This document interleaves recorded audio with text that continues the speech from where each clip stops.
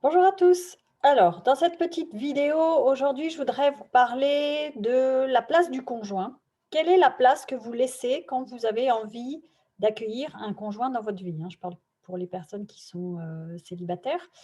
Alors, qu'est-ce qui est important de faire? Il y a plein de choses dans l'énergie qu'on peut faire déjà pour faire de la place à un conjoint. Ce qu'il faut regarder, c'est si on n'a pas de conjoint aujourd'hui, c'est et qu'on aimerait bien en avoir un, c'est quelle est la part inconsciente qui favorise en fait, qui préfère que l'on n'ait pas de conjoint aujourd'hui. Donc c'est ça qu'il faut, regarder puisque si on n'en a pas aujourd'hui, c'est qu'il y a quelque chose de plus fort dans l'inconscient qui fait qu'on préfère de ne pas en avoir. Donc regardez quelle est la place que vous, pouvez laisser, dans votre intimité, hein. Quand on fait de la place à un conjoint, mais on partage son intimité et donc regardez déjà dans quelle mesure vous êtes d'accord, vous êtes OK pour partager votre intimité. Ensuite, il faut regarder si dans l'énergie, la place du conjoint alors dans l'énergie, la place du conjoint, elle est à notre droite. Heu, si on met sa main comme ça et qu'on sent que quelque chose, est alors c'est énergétique, hein, évidemment, c'est un ressenti énergétique, mais si quelque chose est dur, que quelque chose est on est obligé de forcer pour mettre cette main, ça veut dire que la place est prise, hein. Il peut y avoir plein de personnes qui prennent la place de notre conjoint. Évidemment, c'est toujours inconscient.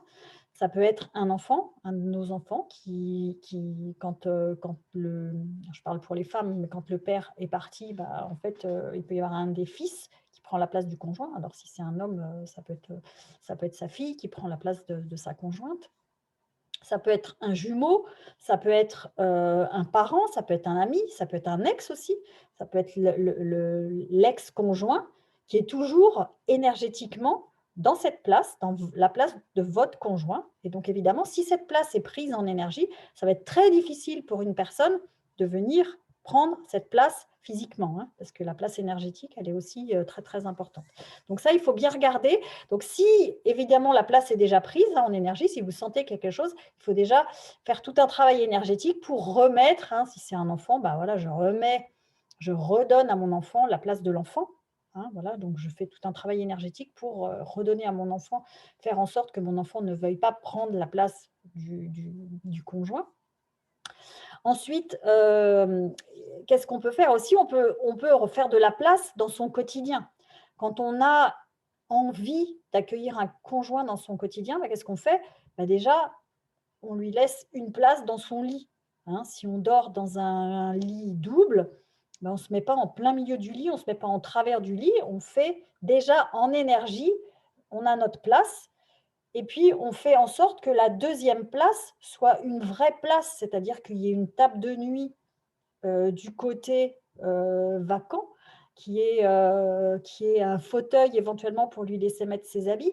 En fait, on refait de la place physiquement pour que, bah, énergétiquement, en fait et physiquement, bah, cette place, voilà, elle existe et en fait, une fois que tout ça est fait, le travail, bah, on a déjà mâché, on a déjà préparé. Alors évidemment, ça ne veut pas dire que, l'autre va arriver et il va venir se mettre directement là-dedans, mais ça va favoriser, en fait.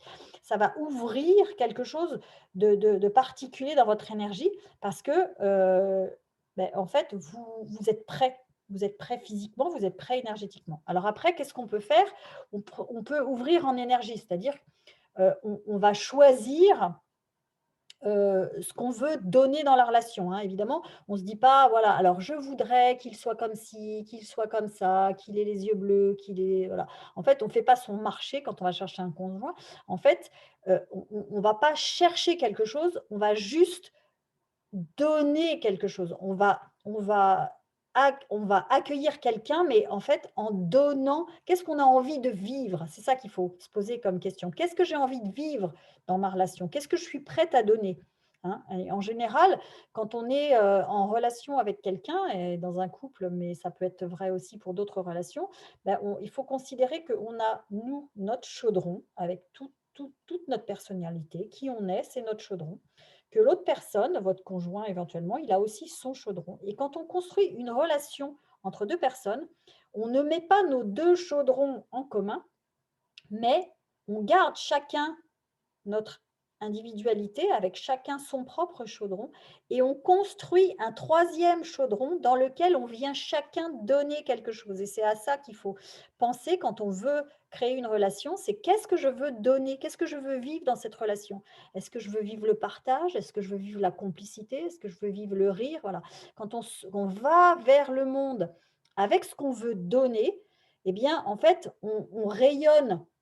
Si vous voulez donner l'amour, vous êtes l'amour. Vous allez dans le monde avec cette énergie-là. Je vais donner mon amour. Je ne vais pas chercher de l'amour chez l'autre. Si vous avez en tête d'aller chercher l'amour chez l'autre, ça veut dire que vous rayonnez le manque parce que vous n'avez pas l'amour à l'intérieur de vous. Et ce n'est pas comme ça. Si vous rayonnez le manque, bah, l'autre en face, qu'est-ce qu'il entend? Il entend que le manque. Ça ne fait pas du tout envie quelqu'un qui rayonne le manque. Donc en fait, vous êtes l'amour, vous êtes tout à l'intérieur, vous n'avez pas besoin d'aller chercher chez l'autre l'amour, vous êtes l'amour et vous allez partager l'amour que vous êtes avec l'autre dans la relation. Donc c'est comme ça qu'on part dans le monde pour aller, trouver un conjoint et donc se poser la question de qu'est-ce que je suis prête à partager, hein? Est-ce que j'ai fait de la place dans mon intimité? Est-ce que j'ai fait de la place dans mon lit? Est-ce que j'ai fait de la place dans mon quotidien?